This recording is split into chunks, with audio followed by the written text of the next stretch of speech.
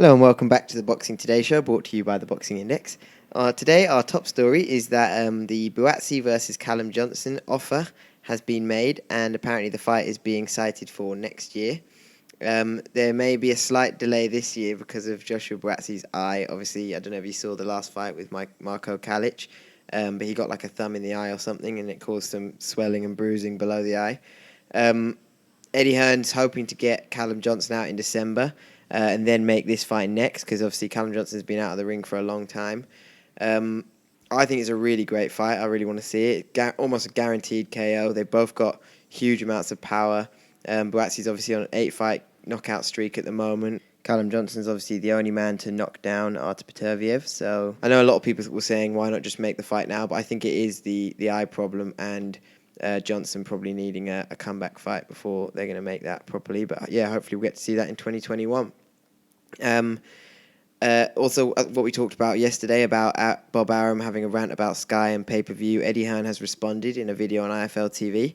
Essentially explained Sky not buying the Lomachenko against Lopez fight by saying that he basically gets a certain budget from Sky to put his shows on every year. Obviously, at the moment, that budget is reduced because of coronavirus, and he just basically said he wants to spend it on his own fighters, which I guess is fair enough, and that boxing at 4 a.m., because obviously this fight would be in America, doesn't rate well.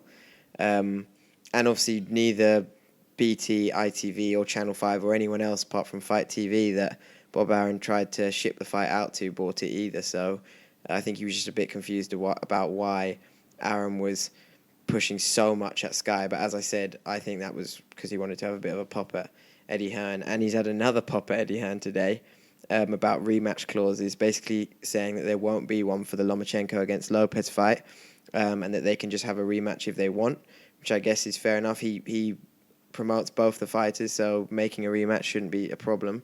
But yeah, he basically said that the rematch clauses are overused by Eddie Hearn, although I'd argue that they've actually been very useful for him. I mean, they saved White in the most recent Povetkin fight. He's now getting his rematch in November. They obviously saved Anthony Joshua. He went from having unified world titles in the heavyweight division to nothing, and then managed to get them back in the next fight.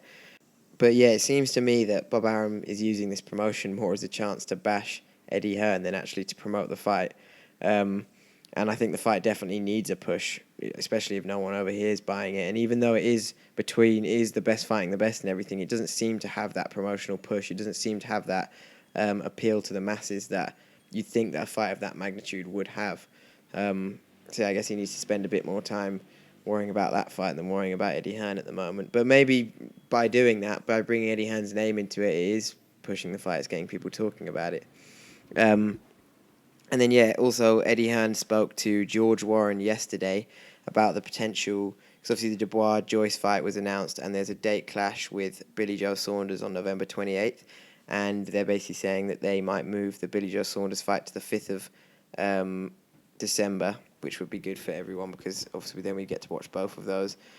And also, but the problem is that Josh Warrington might fight Chan Zhu on the 5th of December as well, so that could cause a date clash. I'm really looking forward to that Josh Warrington-Chan Zhu fight. They obviously both throw a crazy amount of punches, so I think that'll be a great one. And apparently there's a possible date for Josh Kelly against David Avanesian, which I know has been a really long time coming. They've been trying to make this one for years. And apparently the date that they're looking at for that is January 30th, so we are going to have to wait a little bit longer for that. Frank Warren also appeared on IFL TV yesterday, and he talked about a number of things, like including the Liam Williams fight this weekend, but I'll speak about that in tomorrow's podcast or show. And he was basically saying how Deontay Wilder against Tyson Fury is unlikely. It was unclear whether he meant this year or next year. I know that Tyson Fury definitely wants to get out this year, and I think they're hoping to get him out in December, but I don't really know against who. It might be a sort of similar sort of fight to the Otto Wallin Tom Schwartz fight, where it's not someone that you maybe know at the time, but I mean both of those produced decent fights. But yeah, I think nobody's really heard from Wilder at all recently. I guess the last thing that people heard was him splitting from Mark Breland, obviously after Mark Breland threw in the towel at his last fight. I think that's a bad decision from him, but Mark Breland is a lot more experienced than his actual coach, J. Diaz. He's a world champion, Olympic gold medalist, So yeah, I don't think that was the best idea from Wilder. But yeah, I don't know when we're gonna hear from Wilder's camp about when this fight might happen. But I guess if they don't want to do it, then they've just got to release Fury from his contract so that he can go and fight Joshua, because that's the fight that everyone wants to see anyway. And then just finally, Luis Ortiz, if anyone thought that he was actually still fighting at, I don't know how old he is, probably mid-40s by this point, is making a return on the 7th of November against Alexander Flores. So that's you all up to date on the boxing world. And remember to go check out our website, www.boxingindex.co.uk. Subscribe to this channel if you want to keep up to date. And go check out our social medias at Boxing Index. Thanks for listening. Bye.